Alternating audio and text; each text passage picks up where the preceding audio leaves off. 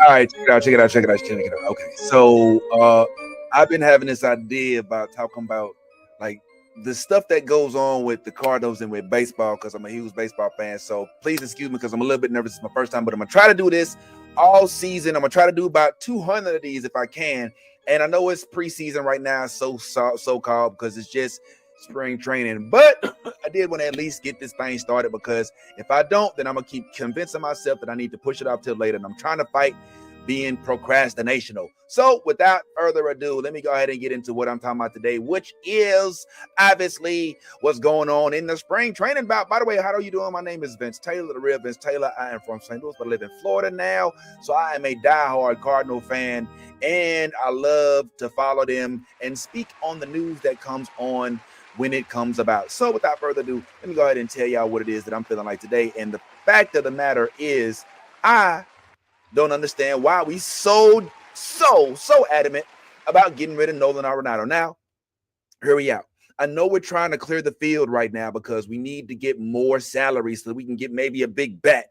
But at the same time, we're also trying to give the youth some sort of chance, some sort of runway. Like we need Mason Wynn to be the leader of the team now instead of Paul Goldschmidt. We need Mason Wynn to be the leader instead of Nolan Arenado if Nolan Arenado's not going to be there. But the thing about it is I don't understand why it is so imperative to get rid of this dude. It's not like he's sucking up the entire salary.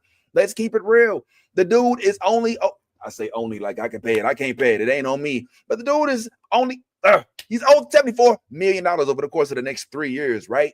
And out of that 74 mils, Colorado's paying 10 of it. So it's honestly just 64. So 64, you break that down, it's like 21 million, 22 million, 21.5 million a year for a guy who was before last season. I know this last season was pretty bad. I know he didn't hit, but I think like 16 home runs. But before that, the dude was guaranteed to give you about 20, maybe even 30, maybe even 40 home runs. And he has one bad year, and we need to get rid of him.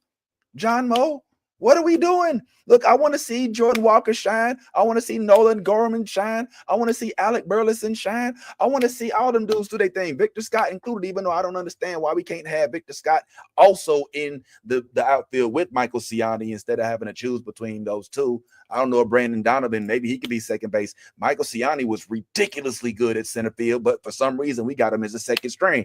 Anyway, that's a point for another day. As of right now, the thing that is of note is that Nolan Arenado is still up for grabs. And Steve Moe say, look, we got to get rid of old boy.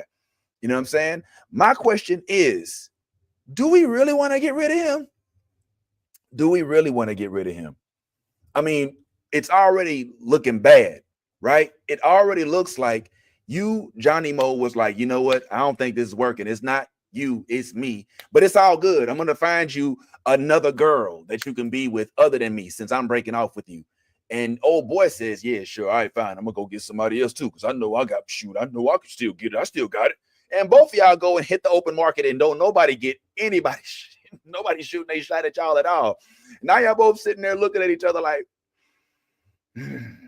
man, well, this is awkward, but that might be when you realize you're right for each other. That might be the moment you be like, well, why was we trying to leave each other in the first place? I mean, this was working out.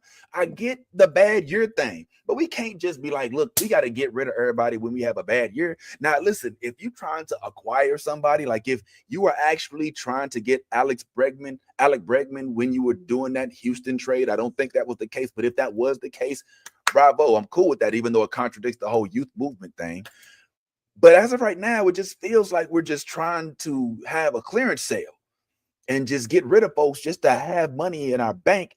But we're the Bush people. Like, how are we broke? I mean, we just shed Goldsmith. He was free agent. Like, that's a lot of money off of our salary. We can't afford just one Nolan Arenado, even for the leadership. All right. Right now, all of the position players are under the age of 30, and we can't have one leader. All right. Now, let's keep it real. Johnny Moe, Stevie Moe, all right, everybody up there in the Cardinals tower. Even when you trade him at this point, you're going to eat some of that money.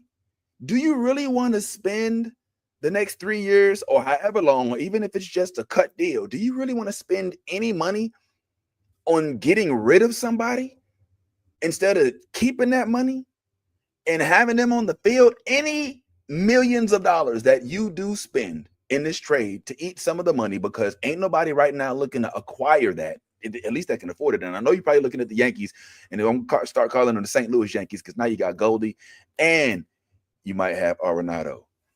But all I'm saying is this the right decision? Do we have to shed Arenado? Do we have to shed the potential for an additional 20 to 30 home runs?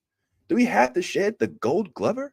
Do we have to shed the one of the top 10 based off MLB Network's ratings, third baseman in the league?